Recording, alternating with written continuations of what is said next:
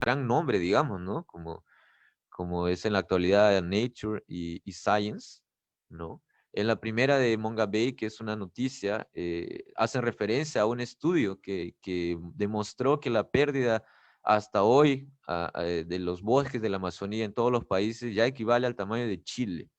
eh, en 34 años, ¿no? Porque desde hace 34 años hasta ahora se perdió un tamaño de una área de bosques igual a lo que es el país de Chile.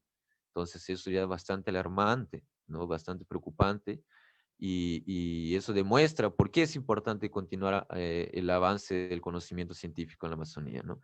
Otros dos que coloqué aquí como ejemplo para contextualizar por qué es importante ahora más que nunca hacer investigación amazónica es este artículo que los invito a revisar, a leer, que es que lo colocaron como título El destino de la Amazonía, ¿no? El destino en realidad en un significado no bueno, no tan bueno, el destino fatal, digamos, o el destino lamentable que va a tener la Amazonía con las circunstancias que se están dando actualmente. Aquí dejo el link para quien se interese, muy bueno. Incluso es un comentario referente a otro artículo muy bueno también de estudios en la Amazonía. Y aquí, perdón, un estudio que resalta cómo los cambios en la dinámica del bosque, de los bosques, está siendo pervasivo, o sea, grande y en todos lados, está aconteciendo en una escala tan grande que se puede notar en todos los bosques tropicales, ¿no? Es un artículo de revisión, ¿no? Es una síntesis del conocimiento que se ha hecho hasta la actualidad. Es reciente, salió este año en la revista Science.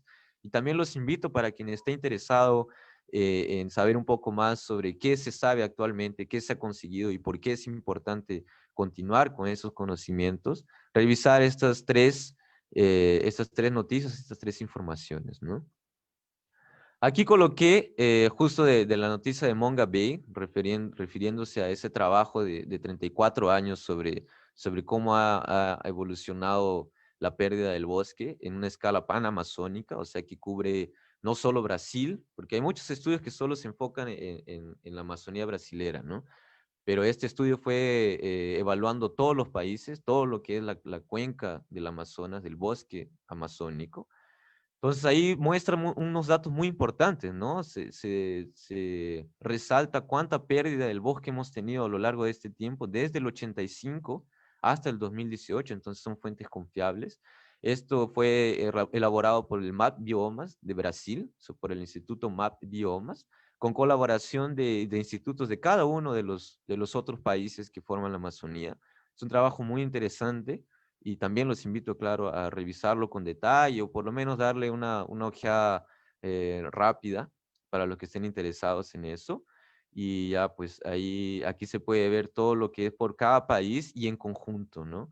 Entonces, es alarmante cómo hemos estado perdiendo eh, la cobertura del bosque amazónico en cada uno de nuestro país, de nuestros países latinos, ¿no? De América del Sur. Y como aquí la mayoría, supongo, somos peruanos, también sabemos que la deforestación ha ido avanzando en gran cantidad en el Perú, ¿no? En Puerto Maldonado, en Iquitos, en Loreto, mejor dicho, en Loreto, en la Selva Alta, en todas las partes, ¿no? Ahora específicamente hablando de bosques húmedos, ¿no? Porque también sabemos que existe otra realidad dramática o lamentable en otros biomas que no es el amazónico, ¿no?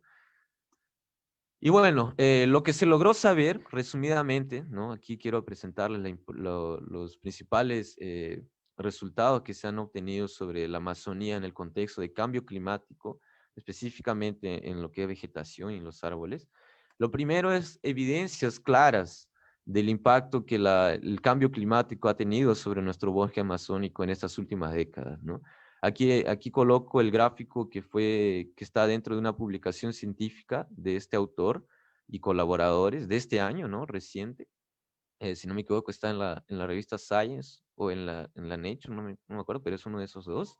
Y que aquí, por ejemplo, comparan cómo fue la evolución de la absorción del carbono por parte del bosque desde el año 85, o sea, ahí ya tenemos más de 3 décadas ¿no? 3 décadas de monitoramiento del bosque. Estos son datos, y eso es una cosa bien importante de resaltar, son datos obtenidos de mediciones directas de los árboles, o sea, son de aquellos censos que uno va a las parcelas permanentes de evaluación, ¿no?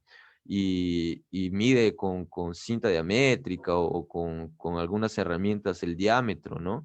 De los árboles, el crecimiento, el estado del árbol, la mortalidad de los árboles. Entonces no son medidas indirectas, sino algo tomado directamente del campo.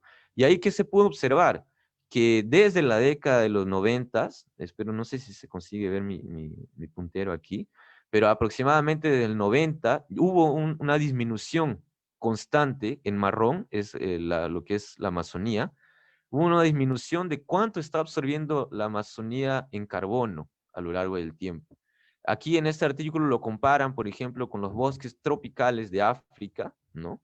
Que a diferencia de la disminución que ha ocurrido en la Amazonía, en África se está manteniendo aún. En África, en azul, se ve que no está cayendo dramáticamente lo que el bosque amazónico está absorbiendo del carbono, ¿no? Ya en la Amazonía sí. Entonces es una evidencia clara y directa de que algo está pasando con los bosques, con la vegetación de la Amazonía, que está disminuyendo esa absorción del carbono y que sabemos que justo esa absorción es lo que hace, es uno de los factores que hace tan importante la Amazonía, ¿no? De disminuir el efecto del cambio climático, del efecto invernadero, o mejor dicho, del calentamiento global. Entonces, esa propiedad que es benéfica para todos nosotros se está perdiendo. Y eso, ¿y qué está por detrás de eso, no? ¿Qué son los factores que están llevando a esa disminución de la absorción de carbono? Aquí coloqué los resultados, creo que eso está en el material suplementar, o sea, en el material adicional al artículo de Brenning, es un investigador y colaboradores de 2015, está en la Nature también, y muy famoso, por cierto, y que los invito también a leer, que mostraron, estos son los resultados también de parcelas permanentes aquí a lo largo de toda la vacía amazónica, de la cuenca del Amazonas. Por ejemplo, aquí hay lugares de evaluación en Perú, en Ecuador, en Colombia, en Brasil, claro. Y los colores rojos significan que algo negativo pasó, ¿ok? Y los colores verdes significa que algo positivo ha ocurrido en esos tiempos, ¿no? Entonces, en el primer gráfico vemos que ya existió una mudanza, un cambio en la biomasa líquida eh, neta en las diferentes parcelas evaluadas a lo largo de la región, ¿no? Entonces, vemos que la mayor proporción existe un cambio negativo, o sea, hubo una disminución de la biomasa de los bosques amazónicos a lo largo del tiempo, desde los 80 hasta la última década, ¿no? También hubo un cambio en la productividad, ¿no? Significativa para colocar un poco de estadísticas. Aquí el valor de P fue significativo, entonces demuestra que hubo un cambio significativo en lo que es la productividad. Aparentemente fue más positivo que negativo, solo que ah, a pesar de que esto parezca una cosa buena, ¿no? Para el bioma amazónico, en realidad eso es contrarrestado y lo que podría ser positivo se elimina con este otro resultado, que es la pérdida de biomasa por motivos de muerte de árboles, que fue dramáticamente mayor a lo largo del tiempo, ¿no? Fue aumentando a lo largo del tiempo. Aquí se ve con más rectas rojas, que significa un aumento de mortalidad arbórea, en las últimas décadas se fue incrementando. Entonces, eso es lo que puede estar por detrás de lo que había presentado anteriormente de la disminución del carbono por parte del bosque amazónico, ¿no? Y otro artículo de revisión también que es muy importante, muy, muy interesante de leer, es que entonces ya, bueno, sabemos que lo que está causando, no, lo que originó esa disminución del carbono puede ser un aumento de la mortalidad, ¿no? Así como, por ejemplo, también algo debe haber afectado el crecimiento de los árboles. Pero ¿qué es lo que ha ocasionado eso, no? Entonces, este artículo de McDowell y colaboradores, también relativamente reciente, hizo un resumen de lo que se sabe, y hoy en día sabemos que en los bosques tropicales, y entre ellos la Amazonía, existen muchos factores que pueden estar afectando a los bosques, ¿no? Y que pueden estar generando ese cambio negativo que estamos viendo. Entre ellos, lo que es el cambio climático, por medio de un aumento de la temperatura, del déficit de presión de vapor, ¿no? Que también es ocasionado y está relacionado a la temperatura y a la humedad del ambiente, a los eventos extremos, principalmente de secas, de sequías, ¿no? Que lo conocemos aquí, o al aumento también del dióxido de carbono en la atmósfera, ¿no? También puede estar afectando y generando cambios en la dinámica, en la composición y en varios factores de los bosques de la Amazonía, ¿no? Eso llevaría, por ejemplo, al hambre de carbono, ¿no? Que sería, sabemos que los árboles consumen carbono, ¿no? Entonces puede estar ocasionando, el cambio climático puede estar generando que los árboles mueran de hambre, digámoslo así, ¿no? Y eso hace tanto que no crezcan y también como que mueran más. Y lo que se conoce como falla hidráulica, ¿no? Que sería por falta de agua, ¿no? Esto es una consecuencia de probablemente consecuencias directas de un aumento de la temperatura y un aumento de condiciones secas por los eventos extremos de sequía que se han estado produciendo en estos últimos tiempos, ¿no? También un aumento o una proliferación de las lianas, ¿no? De las epífitas o de las lianas, ¿no? Que lo conocemos, por ejemplo, como trepaderas, aumento de incendios, de fuegos, tanto naturales como provocados, una proliferación de agentes bióticos o de agentes abióticos como los vientos, que también son factores importantes, incluso hasta rayos. Últimamente se ha dado más enfoque en lo que es la mortalidad de árboles por generación de rayos, relámpagos, ¿no? Yo ya tuve la oportunidad de ver en unos trabajos en campo cómo un árbol como uno, no, varios árboles son derrumbados y caídos por un evento simple de rayo, y hay estudios para quien esté interesado, yo les puedo mandar trabajos muy interesantes sobre eso, principalmente en donde llueve mucho, sabemos que existen más probabilidades de rayos, ¿no? Y también existen factores más ecológicos e intrínsecos al bosque que puede estar generando esos cambios, como la competición, la competencia entre individuos, ¿no? De árboles o de otros tipos de vegetación, como las lianas en los árboles, hacen una competición también, ¿no? Y el efecto de la sombra, ¿no? Uno que crece más puede estar interrumpiendo eh, ¿cómo se podría decir? Modificando lo que puede crecer el otro, ¿no? Las condiciones ambientales que tienen y los recursos que puede obtener, principalmente luz, ¿no? Para crecer. Entonces, eso fue brevemente, ¿no? No quiero llenarlos a ustedes de datos, de información, de productos estadísticos, resultados, porque eso es mejor uno leerlo propiamente y entenderlo con paciencia, ¿no? Si quieren podemos conversarlo en otro día también. Pero lo que mi interés principal es motivarlos y quién sabe, algunos de ustedes son tocados por algún tema específico de todos los que estoy abarcando hoy día, ¿no? Entonces ahora voy a hablar rápidamente también sobre lo que yo pude averiguar en mi maestría y luego en lo que ahora quiero saber en mi doctorado. Primero ubicar, hacerles saber dónde yo vivo, ¿no? Que es aquí en Manaus, que nosotros estamos, ni siquiera sale en el gráfico Lima, ¿no? Y ahí para aquí más o menos lo que se conoce como la Amazonía central, la parte central de todo lo que es la cuenca del Amazonas, ya es ahí donde yo vivo, ¿no?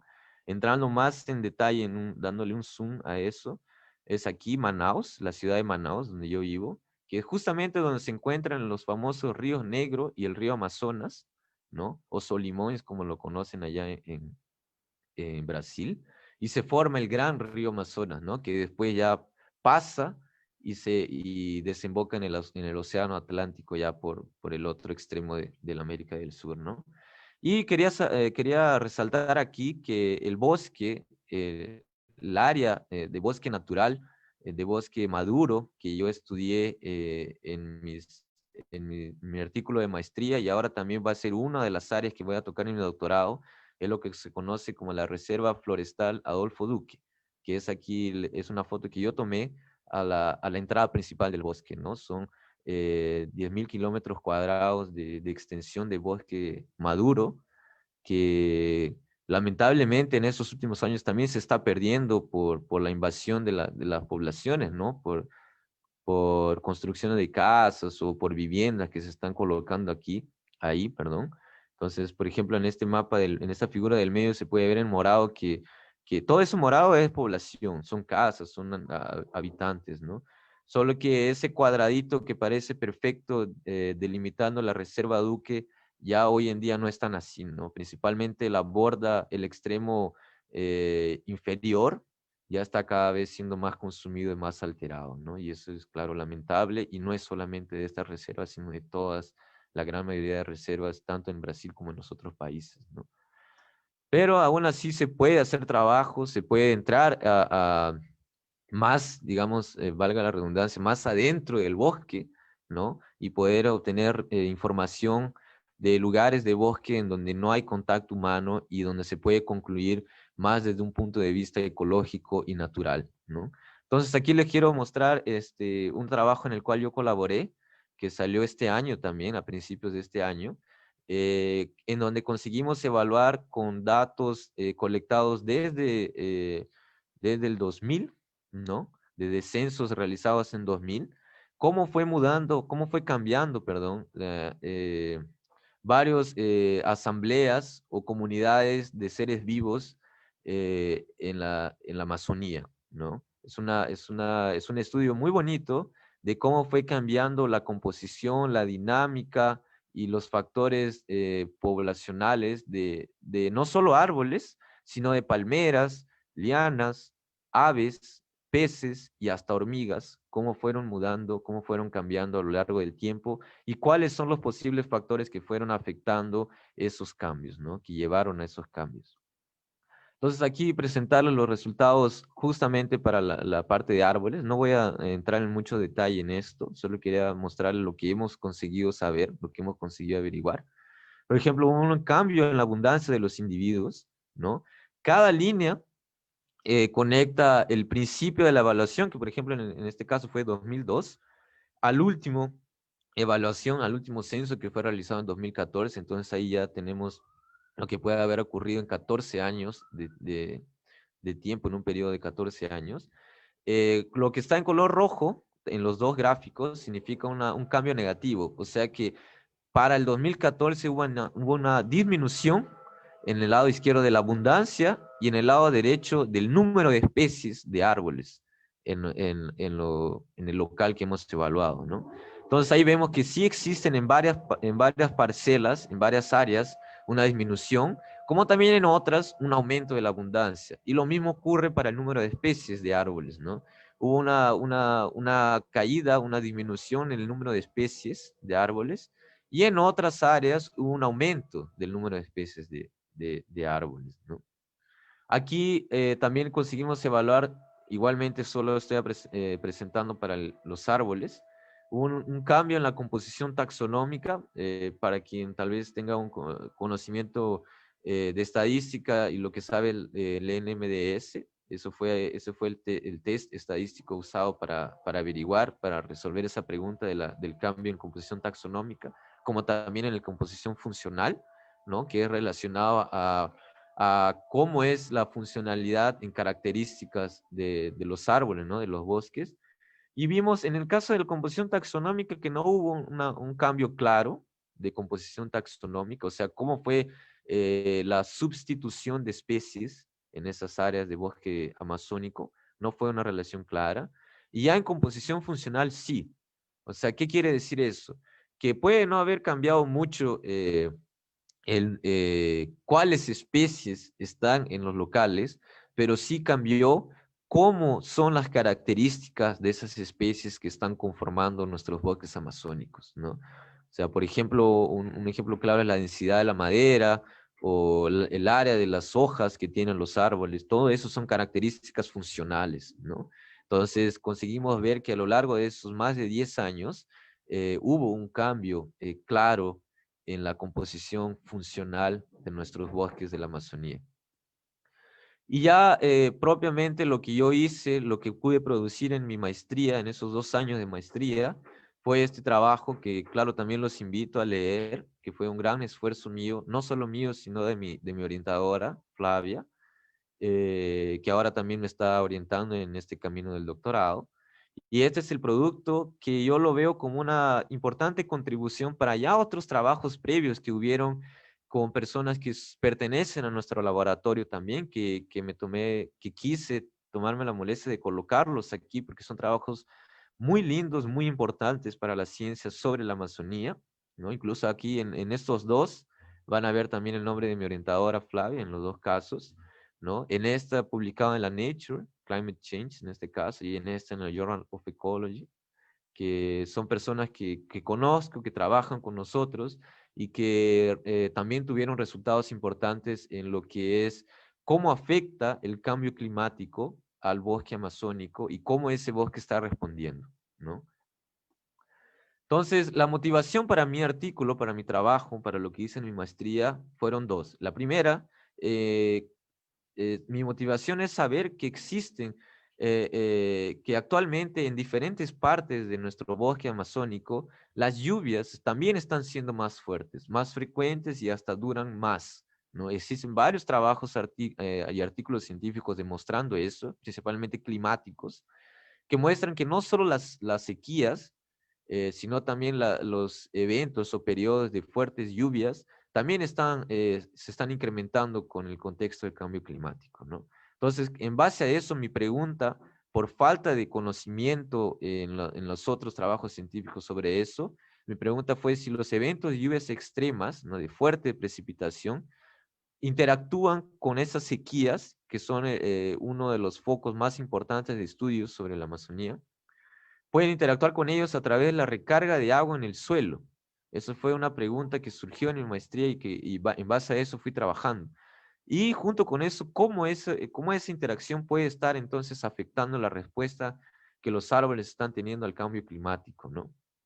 Eso es lo que fue trabajado, esa es la primera parte de lo que fue trabajado en mi maestría y que está en mi artículo científico que acabé de mostrar. Y porque eso es lo que vimos, ¿no?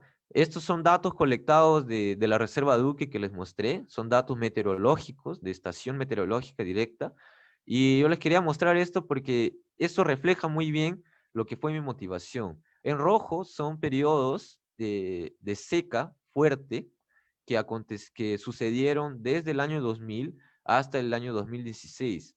Y aquí resaltan claramente esos eventos de sequía extrema que tuvimos en la Amazonía en 2009, 2010 y en 2015, 2016, ¿no? Sin embargo, con esos datos también podemos ver que en azul son periodos muy húmedos, o sea, de que ocurrieron fuertes lluvias. Entonces de ahí surgió la motivación, ¿no? Muy bien, esas sequías pueden estar generando daños, generando modificaciones a nuestros árboles, ¿no? A nuestros bosques amazónicos, claro, a través de fallas hidráulicas, a través de algún daño en el sistema de circulación, digamos, ¿no? De los árboles. Pero ¿y qué pasa con los eventos de extremas lluvias, ¿no? Cómo ellos pueden actuar positiva o negativamente a los árboles y cómo ellos también pueden interactuar con los eventos de sequía. Fue esa mi primera motivación. Y la segunda fue que sabemos que el relieve y las condiciones locales de nuestra Amazonía son muy variadas a lo largo de toda su extensión. Y yo coloco aquí, a modo de resumir ese concepto, como el hecho de que tenemos muchas Amazonías, no solamente una. En este caso específico me estoy refiriendo a condiciones locales, ¿no? Que muchas Amazonías también se puede usar para designar nuestras poblaciones indígenas que existen y entre otros factores, ¿no? Pero en este caso me refiero específicamente a las condiciones del ambiente.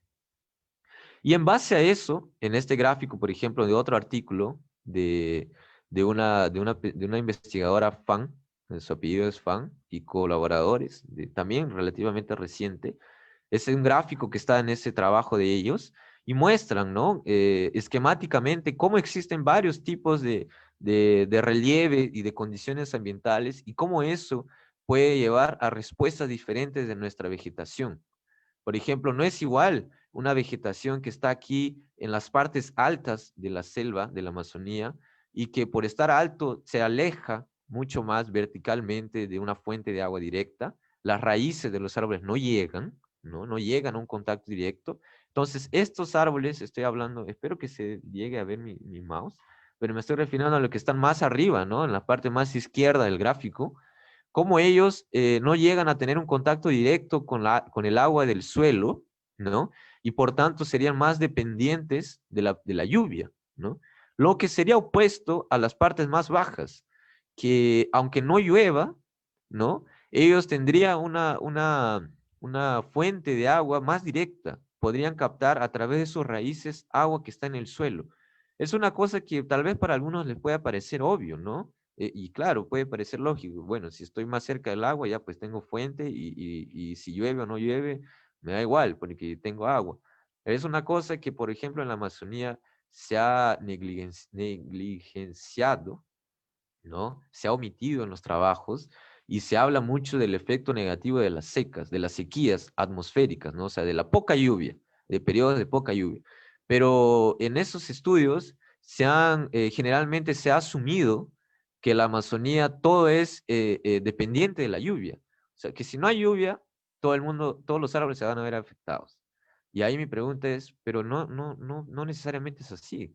Existen árboles en la Amazonía, existen regiones amazónicas de bosque maduro que pueden no necesariamente depender de la lluvia, pueden tener su fuente de agua directa del suelo. Entonces, ¿cómo podemos concluir, cómo podemos extrapolar toda nuestra información para pocos tipos de ambientes si sabemos que existen muchos otros, ¿no? Entonces, en base a eso, mi pregunta fue, ¿cómo las condiciones locales, ¿no? De los ambientes, de los bosques, pueden modificar la respuesta de los árboles a condiciones climáticas extremas, específicamente a secas, a sequías, más allá de sus características intrínsecas como especies? Cuando me refiero a características intrínsecas como especies, me refiero a que si el ambiente local, las condiciones locales en las cuales un árbol está, puede llevar una respuesta más allá de lo que podría ser capaz el árbol de responder por sus propias características, ¿ya? Y bueno, solo para completar, a esa diferencia a lo largo del territorio, del relieve, a lo largo de eso, lo llamamos gradiente hidrológico en el suelo. Aquí, disculpen, no lo conseguí traducir en portugués, está en portugués, pero a ese gradiente, ese cambio constante de las condiciones ambientales a lo largo del relieve, a lo largo del terreno, se le llama gradiente hidrológico en el suelo. Entonces, los resultados que ustedes pueden ver en mi artículo, que incluso los saqué de mi artículo que ya está publicado, fueron dos, ¿no? Justo en base a esas dos preguntas, a esas dos motivaciones que tuve. En la parte de arriba, que está en azul y en rojo, el lado izquierdo es, aquí en inglés, es crecimiento diamétrico de los árboles, y en el lado derecho, la mortalidad de los árboles. Cuando está en azul, significa que hubo eventos de gran lluvia, fuertes eventos de lluvia, de gran cantidad de agua cayendo de la atmósfera, ¿no? Del cielo, digamos. Y en rojo significa que son periodos en los cuales no hubo esa condición de fuertes lluvias.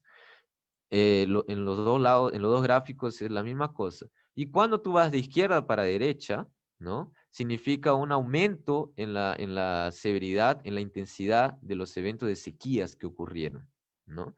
Entonces, en resumen, ¿qué se puede sacar? ¿Qué obtuvimos como resultado en esta parte de evaluar la importancia de los eventos de fuertes lluvias? Concluimos, demostramos, ¿no? Que periodos previos con gran cantidad de lluvia realmente salvan, entre comillas, al bosque amazónico de sufrir tanto en términos de su crecimiento diamétrico, o sea, en cuánto crece, y en su muerte, cuánto van a morir, pueden salvar a ellos durante periodos muy secos. Y eso a través de lo que se conoce y lo que ya se fue investigado, lo que ya fue investigado en otros trabajos previos, de lo que se conoce como el efecto memoria del suelo.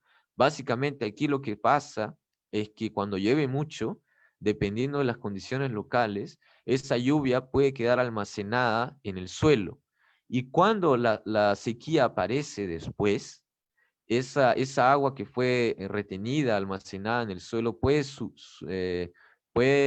servir como fuente de agua para soportar esa sequía, esas condiciones de seca, y así lograr, aquí en azul, que no exista una disminución grande, como en rojo, del crecimiento, y que tampoco no se aumente la mortalidad de los árboles, ¿no? O sea, en azul se ve que los efectos de disminución de crecimiento y de aumento de mortalidad no se dan cuando existen eventos de fuertes lluvias, ¿no?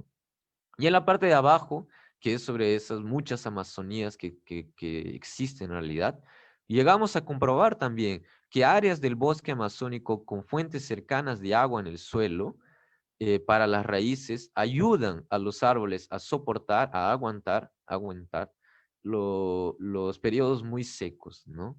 O sea, a pesar de que no haya mucha lluvia, si el árbol está en lugares que permiten que las raíces accedan al agua, ellos van a conseguir van a conseguir soportar esas fuertes condiciones de seca atmosférica, ¿no?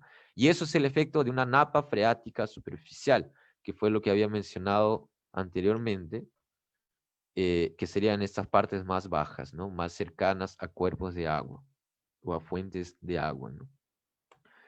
Entonces aquí, ya para entrar brevemente a lo que yo quiero saber ahora en mi doctorado, es mi motivación va justamente también ligada a lo que son las muchas Amazonías que existen en la región, sumado a una falta de información en algunas Amazonías que son justamente aquellas áreas donde la napa freática puede ser más superficial, ¿no? Y que son poco estudiadas, y al mismo tiempo que ya existen evidencias que son muchas las respuestas y cada una diferente a la otra del bosque amazónico como respuesta al cambio climático, ¿no? Especialmente a las sequías. Entonces aquí un mapa que cada color muestra cuán lejos puede estar la superficie de un contacto con la napa freática o con el agua del suelo, ¿no? Y ahí podemos ver que existen mucha variación, ¿no? En metros, estas unidades están en metros. Y lo que coloqué aquí en una elipse fue ese vacío de información que existe en parcelas permanentes. No sé si recuerdan aquel gráfico que mostré que existen flechas verdes y flechas rojas. Bueno, esas flechas son resultado de lo que se pudo obtener con parcelas permanentes, ¿no? Con mediciones directas. Y aquí, donde justamente hay napas freáticas superficiales, no existen resultados de parcelas permanentes porque justamente no se hicieron parcelas permanentes para monitorar esas áreas. Y, y curiosamente, motivadoramente, digamos, son también esas áreas que por sensoriamiento remoto, o sea, por datos de satélites, se consiguieron observar que pueden estar siendo afectadas no negativamente, sino positivamente durante eventos de sequías.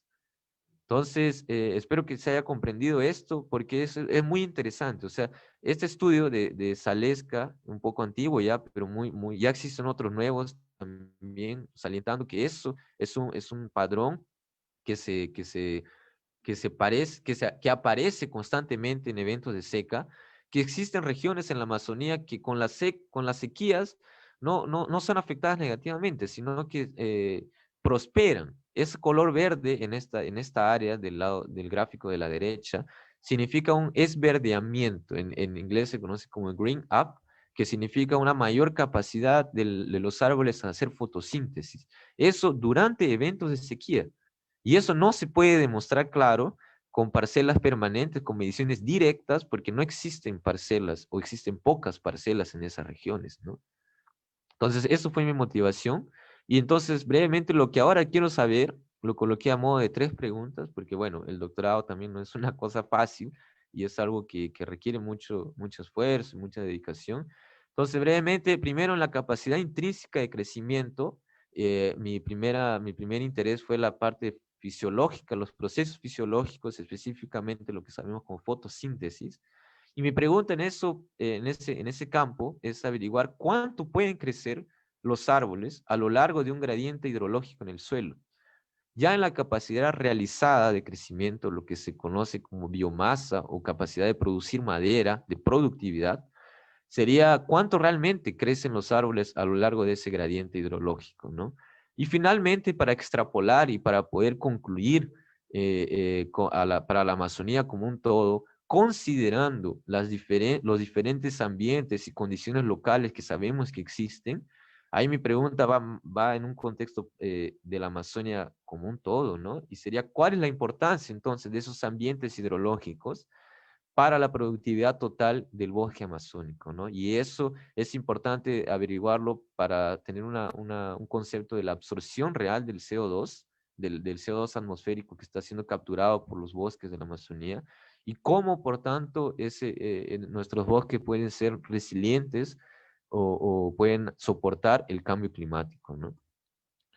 Entonces, ya para finalizar, lo que aún nos falta, ¿no? Y qué deberíamos saber sobre el futuro de la Amazonía, yo les podría decir que es mucho aún que tenemos por hacer, que necesitamos investigar. Algunas preguntas más importantes podría ser que hoy en día los investigadores, no solo en el INPA, sino en todo el mundo que estudia la Amazonía, se hacen y quieren saber es si va a haber una mayor o menor absorción de carbono en el futuro, ¿no? Vimos que por parcelas permanentes está habiendo un decline, una disminución, pero ¿cómo seguirá siendo eso en el futuro? ¿Cómo serán las respuestas al aumento de CO2 atmosférico, ¿no? Sabemos que cada vez por contaminación, por acción humana, por todo eso que sabemos de la contaminación, de la polución, existe más concentración de CO2 atmosférico, ¿no? Y se tiene la teoría de que eso puede ser hasta positivo.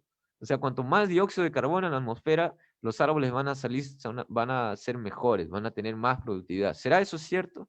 Eso aún es una duda. Existen estudios demostrando que sí, otros de laboratorio, experimentos que no. Entonces, eso es también una cuestión que si a alguien les interesa, todo está abierto para que continúen su investigación. Otro es cuánto afecta y de qué manera el aumento de la temperatura, que también estamos viendo que es una realidad, junto con el aumento de déficit de presión de vapor, ¿no? En la atmósfera. Otra pregunta muy interesante que también yo en algún modo estoy tocando en mi doctorado es si existe o no realmente un estrés hídrico de las plantas, ¿no? Y cómo eso, claro, depende de las condiciones locales. Otros que ya van más a los de suelos, a los que les gusta más la parte edáfica o nutricional, es si existe un déficit nutricional en los suelos de la Amazonía, como por ejemplo por medio de la falta de fósforo, ¿no? Principalmente ese nutriente. Si nuestra Amazonía, como ya debemos haber escuchado, va a morir, o si se volverá lo que es un ecosistema de sabana, o si aguantará y cuáles son los cambios que la Amazonía necesita sufrir para aguantar. Y, por ejemplo, cuáles son las especies, ¿no? De árboles, y no solo de árboles, sino de todos los seres vivos que existen en la Amazonía, tanto vegetal como de fauna, cuáles son los más y menos resistentes al contexto de cambio climático y por qué. Otro que está siendo muy investigado también es por qué y cómo se va a dar un aumento de lo que es las lianas, ¿no? Que esos son un factor importante porque son de competición o competencia para los árboles, ¿no? Y también las palmeras, ¿no? ¿Cómo existe, cómo va a ser las palmeras, la abundancia, la riqueza, la composición de palmeras en el futuro? Y todo eso, ¿no? En el contexto de cómo van a ser los servicios ecosistémicos, cómo van a ser afectados en función al cambio climático, ¿no? En esta foto también, bueno, estoy yo, incluso aquí con mi polo del bautizo molinero, ¿no? Y me gusta mucho esa foto porque eso refleja que, bueno, aquí solamente aparecemos cuatro, pero somos muchas personas en el mundo entero que dedicamos alguna parte de nuestra vida, si no toda, para investigar el bosque amazónico y realmente es muy bonito, es muy apasionante. Incluso estoy aquí del lado de una amiga, también forestal de la agraria, muy querida, que también hizo su maestría allá, se fue de Lima para estudiar en Manaus, todavía está en Manaus, vive en Manaus. Y entonces, aún falta mucho, ya para cerrar esta mi última diapositiva, aún falta mucho por saber sobre el bosque, ¿no? Entonces, aún, incluso junto con eso, aún podemos proteger, mantener y recuperar nuestra Amazonía, nuestro bosque amazónico. Y espero que con eso les haya nacido un poco el interés, un poco la curiosidad por saber y por qué no para investigar, para formar parte de ese grupo. Aquí está mi laboratorio, quiero cerrar con esa imagen de mi laboratorio, ¿no? Tan querido y que también cada uno de nosotros suma esfuerzos para saber, conocer, más sobre la Amazonía, ¿no? Y si por algún motivo estás interesado en saber un poco más sobre eso, sea sobre el instituto, sea sobre estudiar en Brasil, o un poco más sobre la ciencia de la Amazonía en general, dejo mis datos y bueno, gracias por su atención.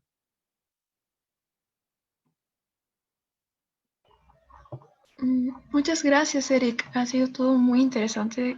Agradecemos mucho de tu tiempo. A continuación, vamos a dar comienzo a nuestra ronda de preguntas. Al público les informamos que pueden realizarlas a través del chat o activar su micrófono en caso desean realizarlas de esa manera. Esperamos un minuto, Eric, si fueras tan amable, por nuestras preguntas. ¿Cómo? Disculpa, ¿conmigo? Esperamos un minuto para las Ujú. preguntas. En la transmisión está un poco retrasado, así que vamos a ver Claro, si claro, hay no hay alguien problema. que realice preguntas por ahí.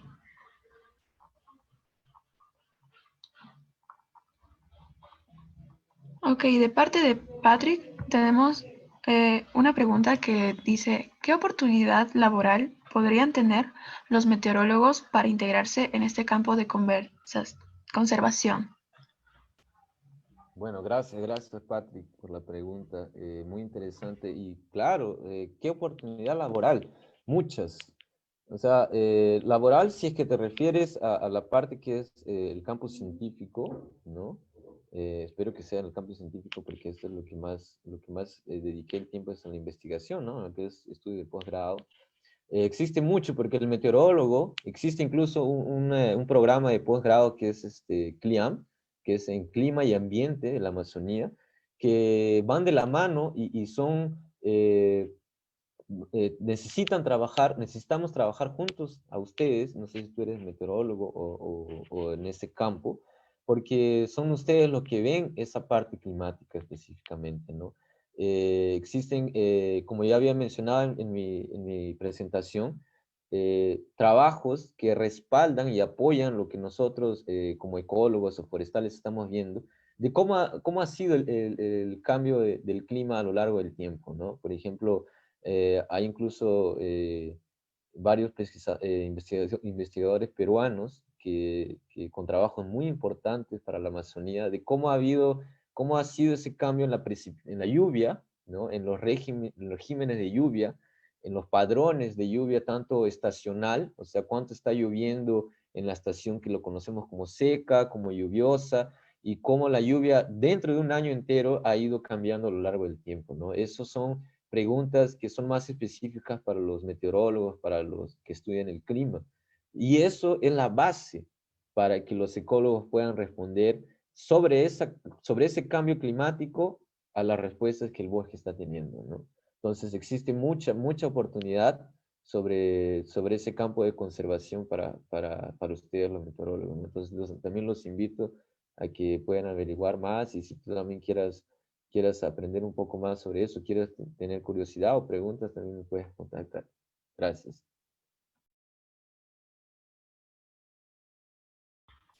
Ok, espero Patrick haya sido respondida a tu pregunta. Creo que Eric lo ha explicado muy bien. Así que esperemos un minuto más a ver si alguien más se anima a hacer una pregunta por ahí que quiera aclarar. Un poquito, hay que esperar. Espero puedas leer el chat, Eric, porque ahí Franklin te agradece por la ponencia, que está muy interesante y muy lindo también. Ah, ya, ok, gracias. Sí, sí, muy bien. Gracias, Ok, Franklin. ¿Qué tal? Bueno, Buen día. ¿Puedo hacer una pregunta? adelante. claro. ¿Qué tal? Buen día a la organización, a todos los presentes y por supuesto al magíster Eric Lavado. Eh, Eric, buen día. Has hecho una Bueno, serie de observaciones de característica biogeográfica, ¿no? Has dicho que, en resumen, hay varias Amazonías y podríamos decir que hay varios páramos, que hay varias jalcas, como se conoce al páramo en el norte del Perú. Siempre las limitaciones en nuestro país, no es esto una queja porque no hay que quejarse del Perú, sino hay que apoyarlo. Es, por ejemplo, en estudios de tipo botánico, eh, el acompañamiento meteorológico, ¿no? Si se puede conseguir una estación meteorológica portátil, se salva el problema, pero de otra manera la falta de estaciones, por ejemplo en la Jalca puntualmente, el páramo del norte del Perú es muy complicado porque incluso los registros históricos ya están descontinuados, ¿no? Entonces, lo único que yo quiero decirte es felicitarte por tu ponencia, se nota pasión, espero escribirte al correo que he anotado, pero sí quiero hacerte una pregunta en relación a la orientación, que en la cordillera de los Andes sí es clave, ¿no? Según se esté de lado, para simplificar, la orientación sea hacia el Océano Pacífico y su influencia, o hacia la Amazonía, el Marañón, para simplificar, ¿no? Entonces, un pequeño comentario a ese respecto y muy agradecido por tu tiempo. Yo que te agradezco, Jorge, ¿no? No sé si me pueden Sí, considerar Jorge. si es Jorge. Ok. Muchas gracias por tu comentario, contribución. Y claro, todo lo que dijiste complementa muy bien lo poco que yo haya pasado, les haya pasado a ustedes. Y muchas gracias por tu comentario. Creo que en vista de que nadie más nos hace preguntas, más bien, antes de proceder con el cierre de nuestra ponencia, Eric, quisiera saber si tienes algunas palabras para el público. Sí, sí, claro. Bueno, primero para ustedes, para la organización, muchas gracias por haberme invitado, por haberme permitido hablar un poco. Espero no haber sido aburrido o algo así. Yo intenté ser lo más didáctico posible y dejo una vez más abierta la invitación a quien quiera conversar un poco más, principalmente a los que están haciendo graduación todavía en la universidad, si es que les ha interesado cualquier cosa, porque en realidad yo puedo haber citado o nombrado muchas cosas, ¿no? Solo una ya es gran cosa, muchas cosas hay por hacer, por ejemplo, solo en la parte de suelo, solo en la parte de clima, como me preguntó Patrick, o en las estaciones meteorológicas, como Jorge mencionó. Cada punto es una contribución muy importante y es muy importante y existen muchas cosas por aprender, ¿no? Entonces, yo también estoy solo en un puntito de todo lo que se necesita saber. Mi contribución, todas nuestras contribuciones son importantes y mi experiencia, si a alguien le sirve, también les invito a entrar en contacto conmigo. Si alguien necesita mi presentación, también lo puedo compartir. Y a Nexus, a Terra y a la facultad y al Centro Federado de Ciencias, muchas gracias también por la invitación y espero tener un próximo encuentro con ustedes. Gracias.